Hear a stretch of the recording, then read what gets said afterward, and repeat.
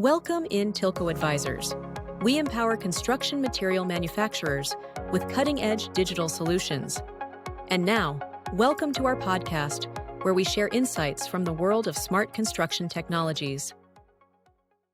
Today, we are really taking a sledgehammer to the finances of the entire architecture, engineering, and construction industry. We really are. We're looking at this big digital transition and, well, the massive hidden cost of getting it all wrong. You know, it's funny, when people talk about digital maturity in AEC, they always want to talk about the shiny new tools. Right, the drones, the modeling software. Exactly. But the truth is, the foundation for all of it is just rotten. A major analysis from 2020 found that bad data, just unreliable information, cost the global construction industry an incredible $1.8 trillion. In a single year. In 1 year. That number isn't just a rounding error on a budget. That's a systemic failure. It absolutely is. I mean, we've seen this explosion in the amount of data from things like building information modeling, BIM. Sure. But volume does not equal quality. And for the industry to actually trust these digital models for, say, safety checks or compliance, data integrity is everything. You have to know the information is trustworthy. So our mission in this deep dive is, I think, pretty simple. We want to stop talking about theory and just look at the hard proof. Mm-hmm. We're going to dissect the failures found in real audited construction data. We're talking 6 years of material deliveries and waste removals to really understand what's stopping automation and safety right now. Let's get into it. Okay, so that $1.84 trillion figure, it frames the crisis. But what are the immediate costs, the things contractors are feeling every single day? The fastest way bad data burns through cash is rework. Simple. That analysis found poor data was directly responsible for 14% of all avoidable rework in 2020. 14%. Which amounted to $88 billion. Globally, that's just lost time, lost materials. And I'm guessing that rework can almost always be traced back to data silos, information just stuck in random spreadsheets or field notes. Or proprietary software that doesn't share well. Mm-hmm. Precisely. Teams are working with conflicting information, and they're constantly misallocating resources. And if you zoom out from that... Bigger picture. Yeah. The problem of systems that just don't talk to each other. Interoperability failure. The cost is even bigger. Wait, okay, so $88 billion is just for rework. What is a lack of system coordination cost? The National Institute of Standards and Technology, so NIST, to put a number on it, they estimate that these interoperability issues cost the AEC industry $15.8 billion. Annually. Just because one program can't understand a file from another. That feels completely unacceptable for an industry that operates at this scale. How are we still struggling with, a basic digital handshake? It often boils down to how we implement standards. Classification systems like Uniclass are essential. They're supposed to be the anchor for how we describe things. It's a common language. Exactly. But here's the catch. Those standards are written in, human language. Yeah. For people. Converting those complex rules into a digital template that a machine can use for validation, that takes a huge amount of specialized expert interpretation. So you need an expert to read the rule book and then translate it into code. Yes. And that makes the whole process slow and expensive. And what's worse, it often leads to vendors creating their own proprietary data templates. So they create a black box. A total black box. And instead of creating open standards, you just create new silos and more inconsistencies. It's ironic. It defeats the whole purpose of having a standard in the first place. So to really understand the consequence of that, we have to look at the audit this deep dive is based on. What was the scope of this data analysis? It was big, right? It was massive. We're talking 6 years of data. It covered over 800,000 product deliveries and almost 200,000 waste removals. Across how many projects? 445 projects in multiple countries. So this is real, on-the-ground material flow data, not just anecdotes. And the central finding from this should probably alarm every single project manager listening. It should. The headline is that 95% of the documented deliveries they reviewed contained bad documentation. 95%. Meaning it was incomplete, inconsistent, or just plain inaccurate. Only 1 in 20 documents had trustworthy information. Wow. Okay, so let's break that down. Where are the failures? Let's start with completeness. What was the most critical missing piece of information? It's the most basic thing. For any kind of carbon or logistics planning, you need to know the physical dimensions. Weight or volume. Right. And they found that 72% of key materials, we're talking insulation, timber, concrete, steel, were missing weight or volume information on their documents. 72%. And what about for waste? Pretty similar. 60% of waste removals had no documented weight or volume. You can't plan logistics, you can't track carbon, you can't verify anything if you don't even know how much stuff is coming and going.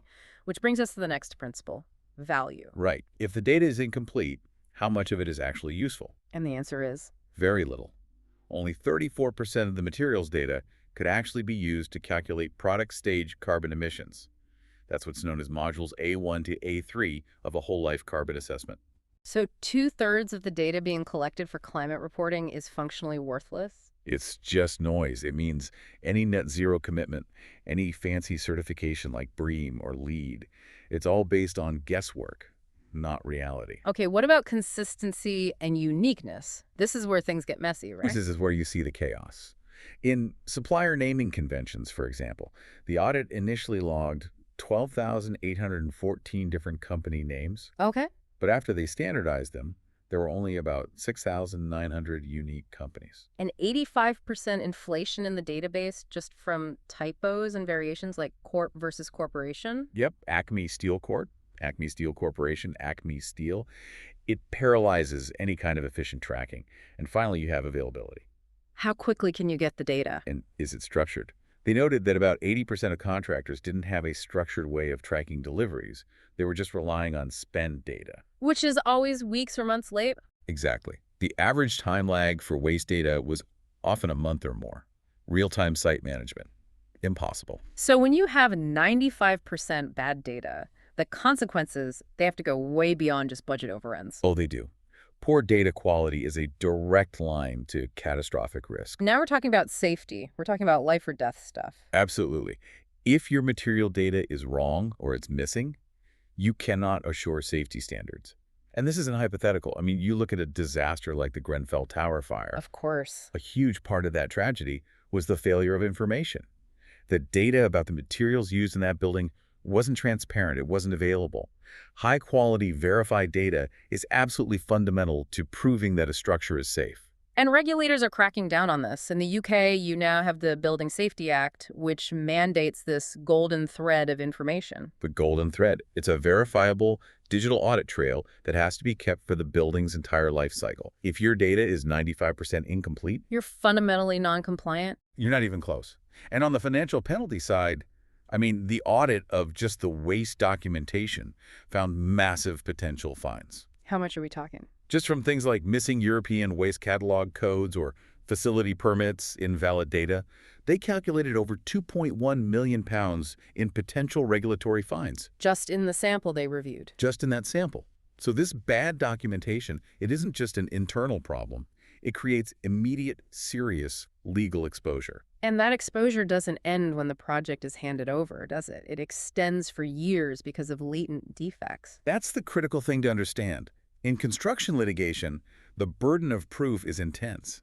You need proper documentation to prove you did your due diligence. To show you met every obligation. Without that verifiable digital trail, your exposure is enormous. You just have to look at the $125 million damages claim for 432 Park Avenue in New York. All due to latent defects. Accurate quality data is really the only insurance policy you have against that kind of litigation. Okay, this all sounds pretty paralyzing.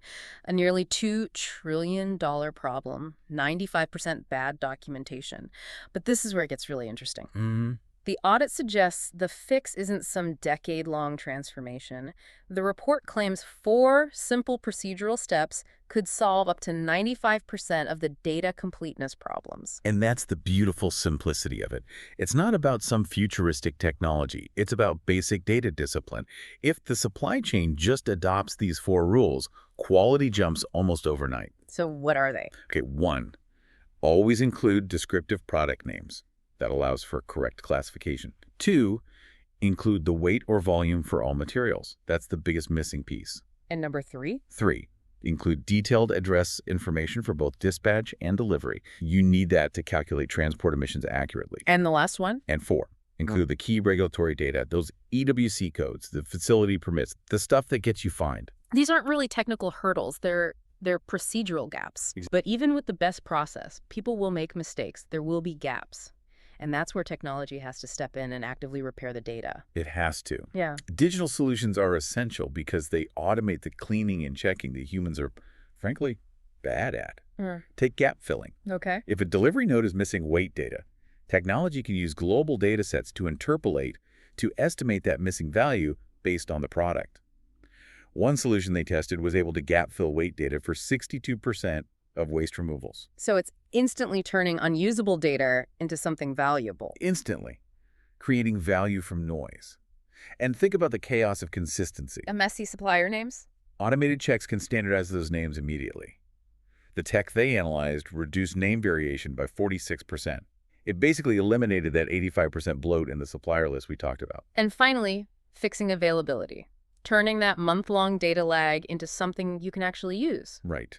By using live data capture, by validating information at the source, you can slash that delay from 30 days down to as little as 16 hours. Which is huge. It's transformative for real-time carbon management. It lets companies move away from using spend data and estimates and start using actuals for materials and waste. So the payoff is enormous. You get validated data, you can do accurate whole-life carbon assessments, you can guarantee you're meeting the golden thread. And you turn a massive liability into something you can actually demonstrate as excellence. That's a huge shift. What this deep dive really shows, I think, is that the construction industry has hit this critical point. We have an abundance of data, we're drowning in it, but we have a severe deficit of quality data. And that's creating uncertainty at every level. It is. It's compromising decision-making, and it's drastically increasing safety and compliance risks that absolutely hit the bottom line. The lesson here seems pretty clear. Garbage in, garbage out has never carried a $2 trillion price tag before. That's a good way to put it. And this raises a really provocative question for you to think about. As the AEC industry rushes to adopt artificial intelligence AI that relies completely on perfect data to function, how long can the sector really afford to operate with 95% bad documentation? The next digital frontier isn't just generating more data, it's guaranteeing its integrity. What stands out to you? That's it for today's episode. We hope you enjoyed exploring how digital workflows are transforming the construction industry. Don't forget to subscribe and join us next time for more insights into building smarter. Looking for more knowledge and inspiration? Head over to our website. You'll find everything you need to keep building smarter.